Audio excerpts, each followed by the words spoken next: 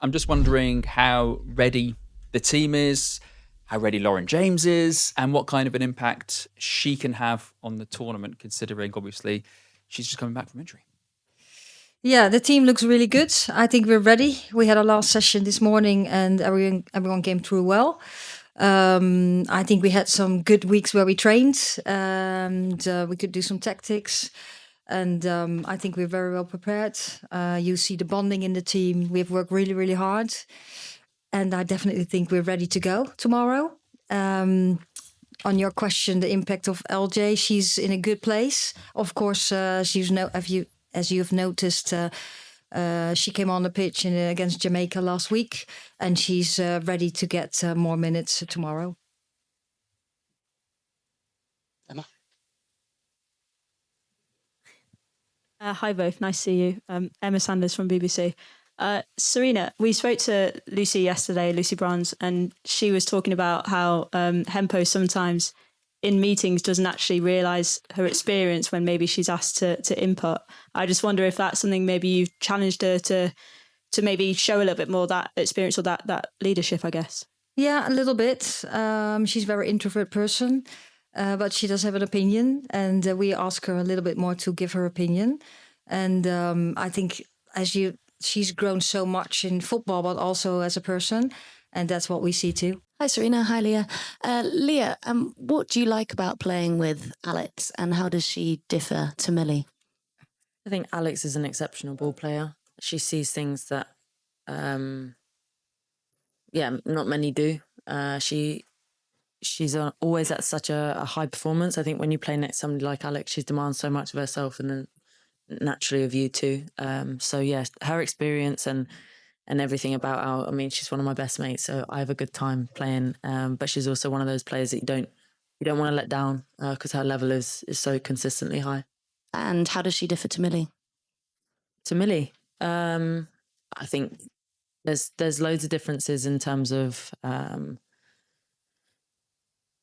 I think that mostly, obviously, the physicality of it. Millie is blessed in ways that people like me and Alex are probably not, and she has those strengths. And I think, we have to do talk in a different way, I suppose. And it's Ian's last tournament as well. How has he helped you as a person and as a player? I think his football brain. He works so hard, and he's a very tactical man. He's got a lot of ideas about football, and he always challenges me. Sometimes he knows he pushes me sometimes because I go to bite at him. But yeah, he's been a great person to have around the team, especially in the Euros 2022. I think we all appreciate him for the role that he played and have done ever since. Super. All the best for tomorrow. Thank you. Hi, both. One for Leah, Rachel Steinberg from PA in the UK. Just having missed out on the World Cup and having gone through that experience and that recovery, does it give you a new or a different kind of appreciation for sitting here today on the eve of a new European Championship? Yeah, I've probably held some anxiety, I suppose, up until this moment, just because I wanted to be here and I wanted to be with the team. I wanted to experience another tournament for England. And being away from home, it's special when you come to another country to represent your country and just take everything in. It's a bit different to England in 2022. So I'm just taking everything in. I'm very excited, but also so much has changed. So I'm intrigued to come back and enjoy that tournament football. I suppose you can look at this as a title defence and trying to do this a second time, but it would also be a first away from home. And I suppose, to both of you, are you looking at this as an opportunity to do something you haven't done before, in that you can now do this somewhere else, away from home turf, with obviously a lot of fans coming in, but away from home? Yeah, I think so. I think it's, again, territory, new territory, and we've you explain it very well. Not necessarily looking at it as a defence. Yeah. But a new challenge and a new opportunity to do something new. So we take any challenge that comes our way, but it's more about focusing on the day to day, and that's always a dream. Every team in the tournament has a dream, but I suppose nobody really connects to it.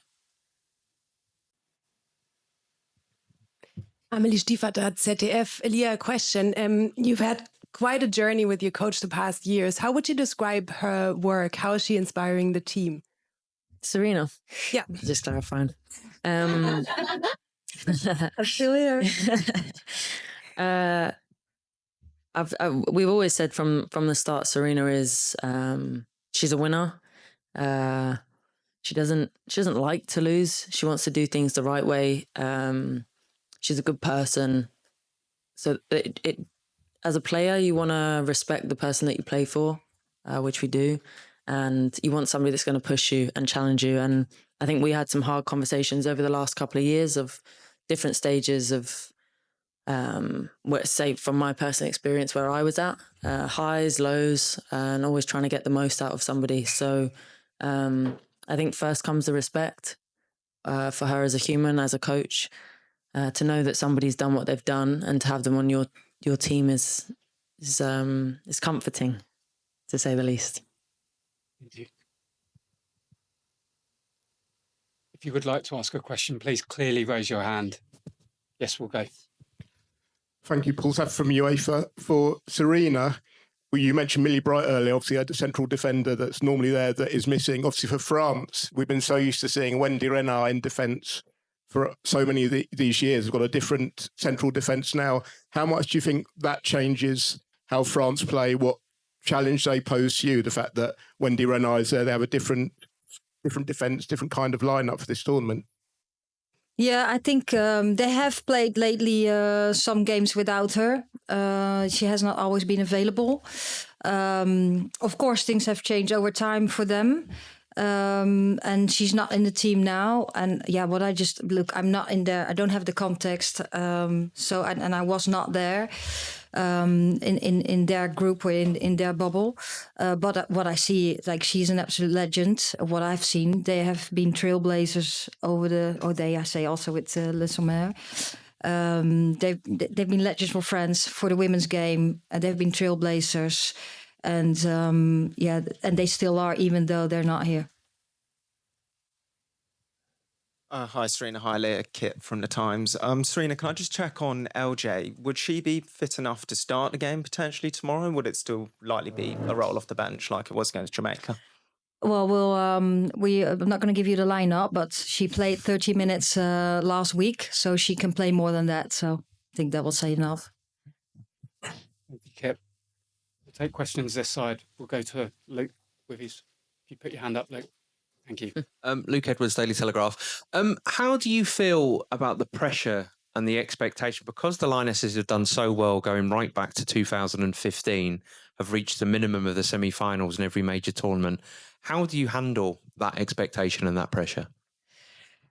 Well, actually, for me, it doesn't feel that different because it has always been there, high expectations. And we have high expectations for ourselves too. We just want to do really well. And yes, we know we're here and we know exactly where we want to go to, but we bring it back to, we have to be the best prepared.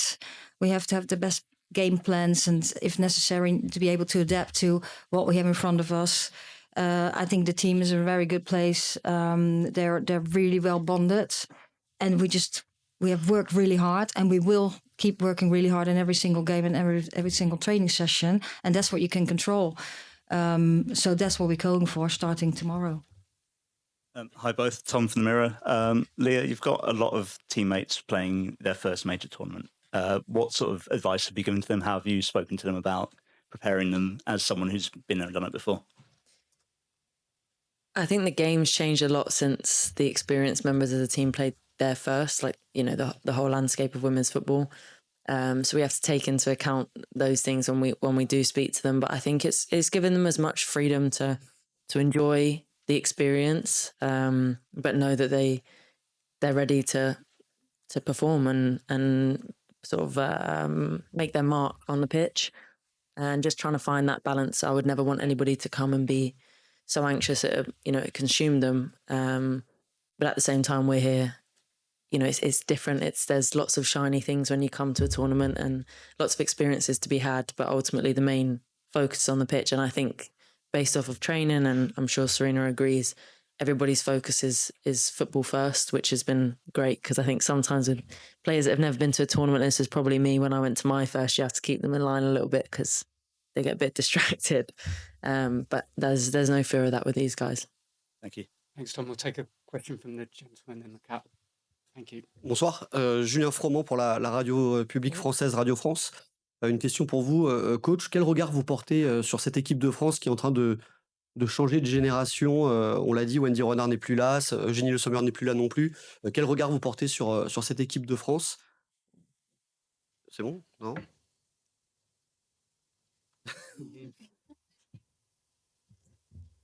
Oui?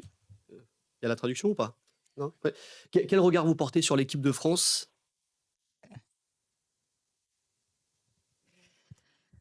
I still think I think the French team is still very, very strong. They have young players coming through, and of course, Wendy Renard is not there, and Le Sommer is not there. They've been great players for the team too, and the coach picked other players. I think they're very talentful. They have showed already too, and it's still a very powerful, quick team that can play really well. Thank you. Take a question at the back. Hiya, I'm Uma from TalkSport. I just wanted to ask, obviously it's been spoken about, a lot of pressure on you guys, but I wanted to talk about what it's been like in the camp. What have you done in your downtime to kind of enjoy being in Switzerland? I know Alessia Russo mentioned with her brother being on Love Island that you guys have been watching that, so I wondered if that was still part of the routine. The team have worked really, really hard, staff, to make our environment as much of a home away from home as possible. It's been lovely. Like lots of social spaces, and I mean, whether or not this deteriorates as the tournament goes on, you spend every day together, but we're spending quite a lot of time together as it goes at the minute. Lots of Monopoly deal, cards, different games. We went out on a boat trip just to see the city that we were in on the day we arrived. So it's been nice, and there has been Love Island watching. It's the discussion around the table at breakfast. But yeah, we're supporting Giorgio, and then just trying to spend time together and relax as much as possible. But the staff, I have to give credit to the staff. They've done an incredible job setting it up for us.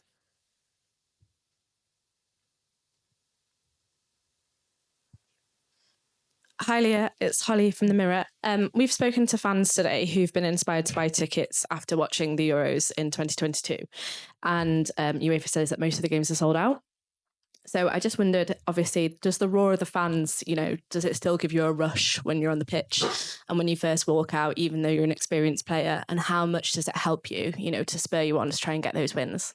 Yeah, we were talking about the atmosphere at Leicester. It was a great atmosphere, and we could hear them, and it does make a difference, especially in certain games where it's tight.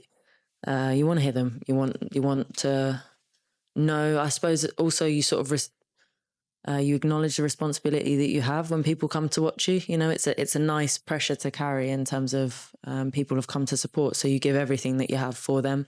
But yeah, it was difficult for family and friends to get tickets, which means England fans, I presume, have done their job well and secured them. So we're very excited to get in front of them, especially, even in Australia, I was there to watch, and the English fans there to support. It was incredible. So we have good memories, and we always just want to respect that. I think when they look at us, they see a team that would give everything for them, and I think that's where they keep coming back for that reason, and I hope that continues. Thanks, Holly. Just in front of you, please. Thank you. Hi, Tom Hamilton, ESPN. Sarina, Leah just mentioned there how you've been emphasising that this is a new challenge and a new opportunity for the group. The players themselves have talked about New England quite a lot as well. Is that your way of sort of resetting this group and sort of drawing a line under previous success to kind of bring together a new challenge as a whole? Yeah, it was our way. I think we've spoken about it several times a couple of months ago. So where we're at, and the team has been a bit in transition, of course. And we absolutely cherish what we have done before. We'll never forget it. And those are lifetime experiences for us and for our families and also for the fans. But you have to move on. And you have to be on top of it. Things are changing very quickly. Things are developing very quickly. So we have to do too. and we came together exactly in February, and then we came to this. They would say, yeah, it's a new challenge. The approach was there anyway, but we called it the New England.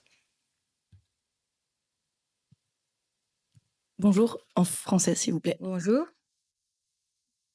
Now, don't think I speak French. That was lovely. C'est bon. Plusieurs joueuses françaises jouent en Angleterre. Est-ce que, Léa, vous pouvez dire un mot sur Sandy Baltimore qui joue à Chelsea et que vous avez affronté plusieurs fois? Merci.